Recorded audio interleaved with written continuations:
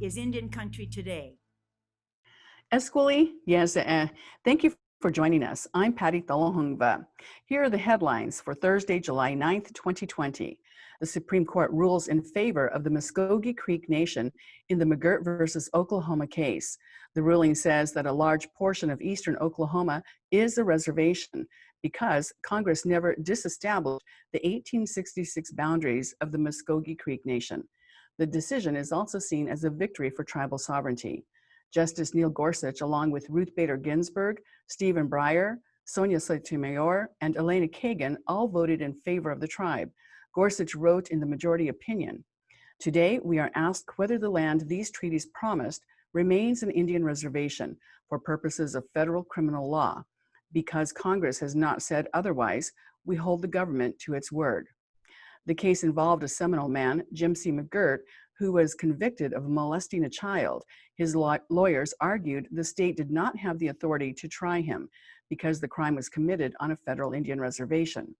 In the 5-4 decision, the court agreed and reversed the earlier decision by the Oklahoma Court of Criminal Appeals. McGirt could now be tried in federal court. Despite a court ruling to shut down the Dakota Access Pipeline by August, the owners say they are still accepting oil shipments. Energy Transfer's CEO, Kelsey Warren, says the company is continuing to schedule its shipments despite the August 5th deadline to shut the pipeline. In an email sent to Bloomberg News, a spokesperson said the company believes the judge exceeded his authority and does not have the jurisdiction to shut down the pipeline or to stop the flow of crude oil. Later, in what appears to be a reversal, the company said it, quote, has no intention of defying Boasberg's order. Lawyers for the Lakota People's Law Project call Energy Transfer's statement unacceptable. The pipeline crosses beneath the Missouri River just north of the reservation. Tribes fear oil leaks would pollute their water and their land. In light of the Washington NFL team's consideration of changing its name, public schools in Oklahoma are taking a look at the native mascot issue. 61 Oklahoma school districts have native mascots. One school has the same mascot as the Washington football team, and now they're also reviewing the name change. According to ABC in Tulsa, Union Public Schools there moved to change the name on Monday. In a nearby school district, the local high school mascot is the Glenpool Warriors. Some community members say they are proud of their mascot, yet Cherokee Nation Principal Chief Chuck Hoskins Jr. says he applauds the teams and the schools taking action to change the names. And now for an update on COVID-19 in Indian Country, let's go to our Washington editor, Jordan Bennett-Begay. Jordan? Yate Patty, Yate Shikisto Shidinaem. While all this news is breaking across Indian Country, tribes continue to battle with the rising COVID-19 cases and deaths. And so we bring you the COVID-19 updates from 7 tribes across the country. And here's a look at the latest numbers from our database. There are 12,983 positive cases and 536 deaths in the Indian health system. Again, that is a total of 12,983 positive cases and 536 deaths as of July 9th. In Nebraska, the Omaha tribe saw 7 more cases and 1 additional death, giving the tribe a total of 81 cases and 3 deaths. The Mandan, Hidatsa, and Arikara Nation in North Dakota has 1 more case. This gives the tribe a total of 43 cases in total. And in Idaho, the Shoshone-Bannock tribes found 1 positive case from one of its casino employees. However, the employee was not at work, so it reduces the exposure, says tribal officials. Now the tribe has a total of 15 cases on its reservation. And the Eastern Band of Cherokee Indians in North Carolina saw 12 new cases, bringing the tribe to a total of 83 cases and 2 more deaths. And in Arizona, which is the hotspot of rising cases across the country, the Colorado River Indian tribes announced 12 new cases, giving the tribe 262 cases and 2 deaths in total. And also in Arizona, the White Mountain Apache tribe saw an increase of 17 cases and 1 more death. Now the tribe has a total of 1,982 cases and 27 deaths. And the Navajo Nation reported 40 new cases and 3 more deaths, Patty. We're seeing a number of tribes in Arizona with their cases spiking as cases in Arizona also spike. Jordan Bennett-Begay, thank you so much. ahead. And we'll be right back.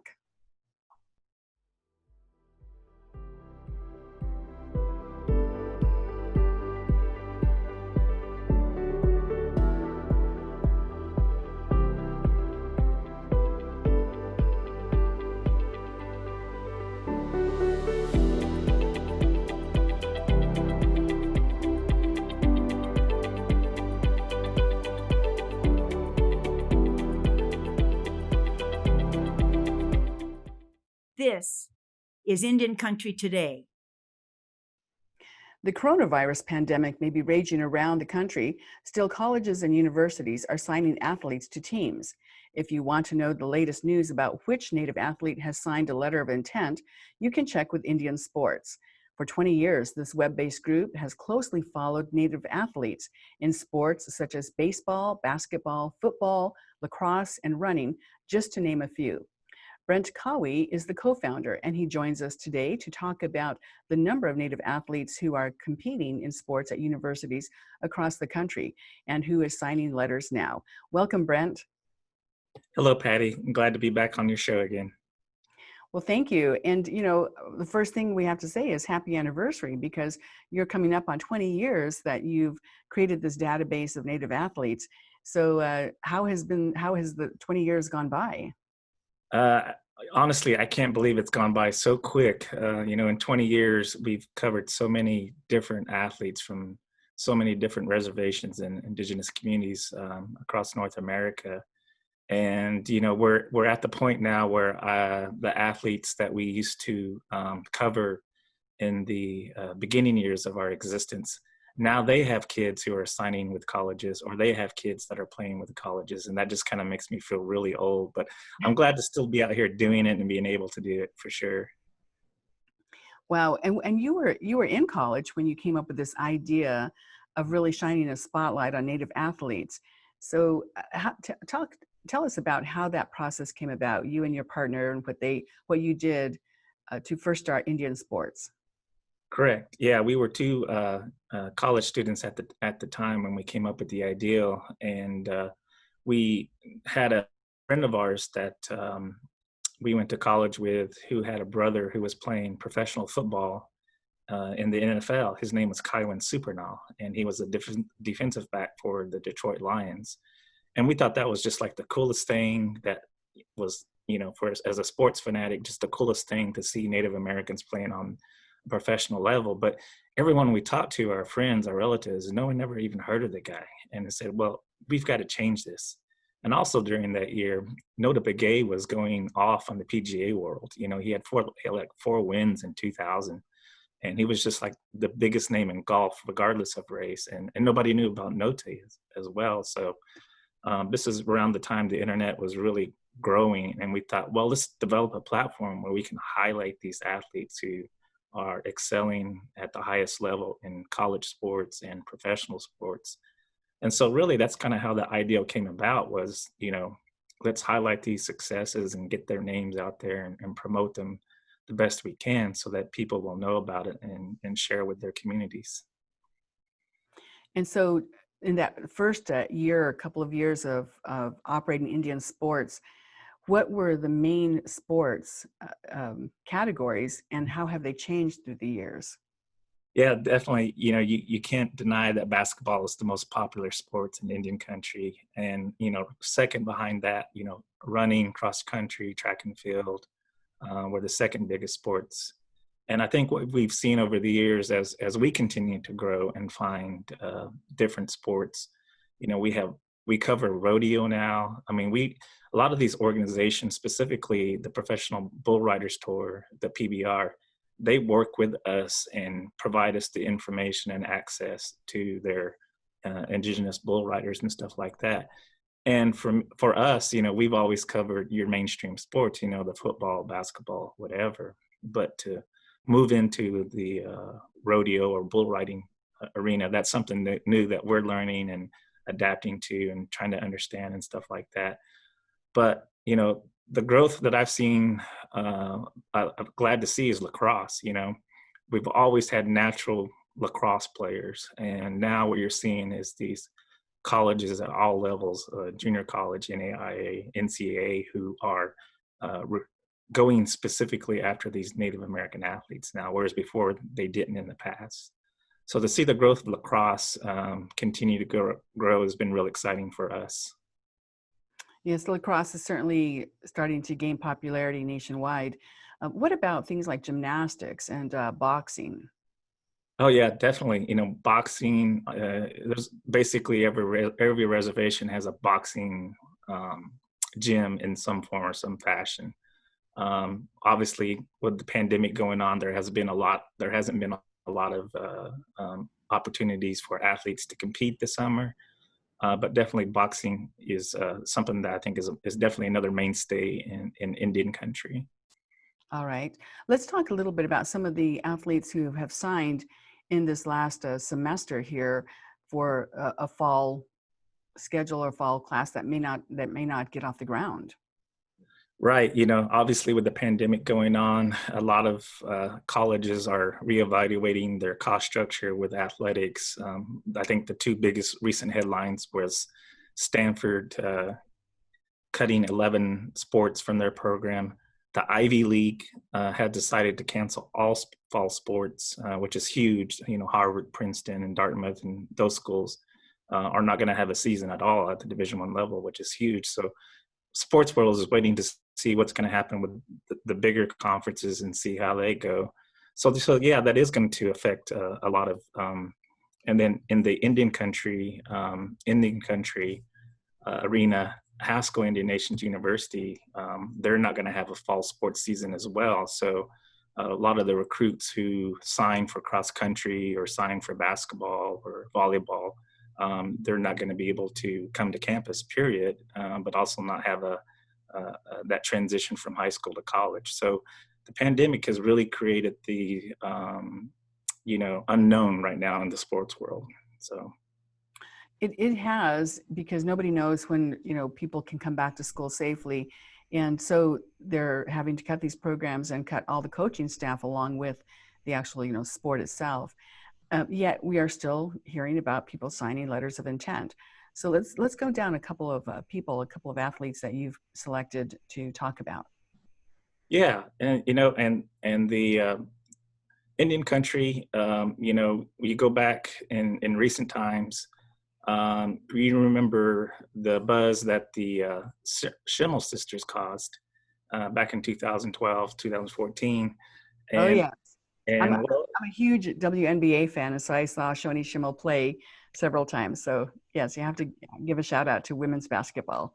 Yeah, well, most people didn't realize that they had a younger sister at the time, and she most recently signed with the University of Cincinnati, which is a division school in Cincinnati, Division I school. So that's been pretty exciting for that family to continue that basketball legacy, that basketball tradition. She spent the first few years in junior college ball, and now she's signed with the University of Cincinnati. Their school is still planning to have sports, so so we'll see where that goes from here. But she's definitely one of the feel good for Indian country with that family, to continue their basketball legacy, so to speak. And remind us, what is her name again? Milan Chimel. Milan Chimel. So, and she'll be playing for the University of Cincinnati. Cincinnati, yes. Okay. So yes, and she chose to go to another university that's not where Shoni and Jude attended and played basketball. Correct. And a signing on a recent signing on a different level in professional women's sports, Madison Hammond, who's Navajo and San Felipe Pueblo, she recently signed with in the Women's Professional Soccer League that just started this summer, and they just started playing games this past week. And she's played at Wake Forest her 4 years and just graduated this summer. And she signed with the OL Reign out of Seattle. And so that's kind of a big news. She signed a 2-year contract with an option for 3. So that's kind of huge for obviously the Pueblo and Navajo reservations to have a professional women's soccer player who's also the cousin of Nota Begay as well. Oh, So family athletes and different sports there. And I know that soccer is really big in New Mexico among the pueblos and even just, the school districts there for the younger kids. So growing up in those kinds of leagues and then turning into maybe, college athletics or in, professional athletics. So that's wonderful. Who else is on your list? Oh man, there's so many, it's good to see college athletes sign at the Division One level, but I'm always excited when kids also sign to the tribal colleges that we have out there and competing. And Josie White Eagle out of Solon High School in North Dakota, she recently signed with Haskell Indian Nations University, my alma mater, to run cross country and track. So obviously she's not going to get to compete because Haskell is not going to have a fall season, but it's always exciting to see the kids who sign with the tribal colleges as well. And we support, with NDNsports, we support all the athletes that compete at the tribal colleges as well. Sure, that's definitely a part of the picture when it comes to playing sports at the collegiate level. What is Haskell doing to, say, defer the athletes for a year? Are they doing anything like that? They're not having a sports program this year because of the pandemic. Are they saying, but you can join us next year when we resume classes, hypothetically in the Correct. year? Correct. The NAIA is going to provide a waiver for athletes whose universities don't compete their season this year, so they won't lose a year of eligibility. But I understand from the few of the coaches I've spoken with, they are continuing to provide workouts over Zoom. Actually, the basketball coaches and cross country coaches and stuff. So they're still expected to train, be in shape. They don't just get a year to sit on the couch and do nothing. They're still expected to perform and train every week. Yes. So, and that's got to be a challenge to try to work out online, and you're not around other people too. So, a little bit of a different year for these athletes. Yeah, Um, certainly for sure. Anybody in swimming, in the swimming category? Not that I am aware of at the moment for signings for swimming and stuff like that, but we do have some up and coming Native American girls out of Arizona who have been winning in the junior swimming meets for the past few years now. I expect that they'll be highly sought after they finish their high school careers, but not anybody that I'm aware of, at this moment in time. All right. So back in the day, I was a cheerleader, and it wasn't considered a sport, but it certainly is considered a sport today. Do you have any cheerleaders? And I don't know if even they sign. I think they just try out. They're not treated like other sports, at least. Right. There's the cheer for the university, obviously, and then there's the professional cheer. And Chance Rush has a daughter who competes on the professional circuit, professional cheer circuit and stuff like that. I believe she'll be an incoming freshman at the University of Oklahoma. And our website did a story on her recently about her competitive cheer and award. They had won nationals last year, and as a junior in high school, and then she decided to try track and field, and she was excelling at track and field, and she was actually on her way to possibly win a state title in her division in Oklahoma. And of course, the pandemic shut that down too. So that was going to be an excellent follow-up story for us, where she won a national championship as a cheerleader, and then the next year she wins a state championship as a track and field athlete. Wow. Well, that's a story that we have been working on as well. How many Native people are cheering at the collegiate level? So, and then you raise a good point. What about at the professional level with the team? So we'll continue to follow that as well. How do you, not to ask for all your secrets, but how do you have such a good handle across Indian country in finding these athletes who are signing?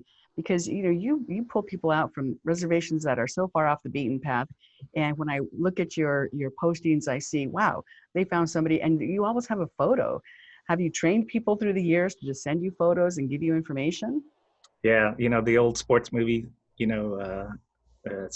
quote is, if you build it, they will come. And so that's essentially what we did with Indian sports. We built it and now they come. So we're very fortunate that we have such a large following on our social media accounts, and that allows us access into those communities that are small, and they provide the information to us or point us to the information. In our early days of Indian sports, there was nothing like that. There was no social media. There was only the website, and there was only the internet and email. And when we started back then, we had to go by word of mouth, essentially. And luckily, as being an alumnus of Haskell Indian Nations University, where we have over 150 different tribal nations that attend the school there, it was easy for us to build that first relationship, which was the Haskell relationship. And then people would feed that information to us. But now with social media, I mean, we built it and now they come. And we do have to do some digging sometimes for some tribes, and we do a little bit of research, but mainly the people provide it to us now. So that's not. Well, that's really great. So you've kind of trained them, and I loved hearing how those early athletes are now parents, and now their kids are coming up through the ranks and signing to play sports. You and your partner John Harjo, who founded Indian Sports together, very interested in sports. Were you an athlete as well in high school or college?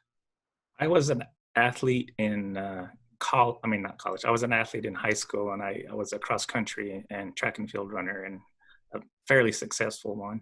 And then John was a successful football player in college and in high school as well. Okay, so you come from a position of knowing and understanding sports, and also understanding what these young athletes are signing up for. Have you heard from them in this through the years as you've promoted them and talked about their signing? Have you heard from them about their experience in college sports? Yes. I still keep in touch with a lot of these. I mean, the best resource in the Native communities is these former college athletes. I mean, they paved the path for those communities. And so now they run camps, or people in the community recognize them as leaders, athletic leaders in the community. And so to me, they're my best resource for getting these athletes. But their careers are something that have kind of helped pave the way for them after college and stuff like that. So it's been really neat to see them post-college, post-athletic career, to go on and become successful, either tribal council members and so on and so forth, or business leaders or community leaders and stuff like that. So I do still keep in contact with them. And I think that's what makes us really unique is, obviously we provide a lot of sports information and work with our team. But my main perspective on a daily basis is really just maintaining relationships with everybody, communicating or networking with a lot of different people.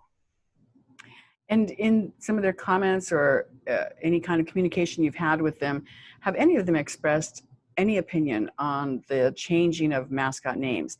The Washington NFL team is now considering changing its name. We see in other school districts around the country who are changing the name and doing away with racist mascots that portray Native Americans in a disparaging light. Have any of the athletes spoken out about that and shared their points of view with you? Well, not specifically have they shared their opinions with me, but I've seen their comments in regards, Nota Begay is a big proponent of changing the mascots. We certainly support the issue as well. And people always want to the media always want to pull us in and have us discuss the issue. And over the years, we've always said, there's plenty of people in Indian country who can speak to that. What we like to, really focus on is really promoting the Native athletes and their specific success and stuff like that. So we've always kind of, I wouldn't say we turned the answer down. It's like we want to focus on the positive that comes out in Indigenous communities, but we certainly support the change of all these racist mascots that need to be eliminated, for sure. Well, we're waiting for what the Washington team decides, and also the Atlanta Braves. We've heard statements from other professional teams saying, like the Blackhawks, saying they are not going to change the name. So it's an interesting time to see, what kind of change can happen, because that controversy is not new. Native people have been asking for that for decades. So we'll just continue to follow that news. So last thoughts on Native athletes and signing to universities. Who's the big prospect for this year? Well, I met with a kid recently. His name was Juju Ramirez, and he got a Division I offer from the Unicorn High School. And I'm looking for great things to come out of him and to be our biggest recruit we've ever had out of Indian country. Wow, great. Brent Kawi, thank you so much for joining us. Thank you. Glad to be on the show. And thank you for watching Indian Country Today. Take care of yourselves. Your life is precious. I'm Patty Tolhungba. Join us again tomorrow.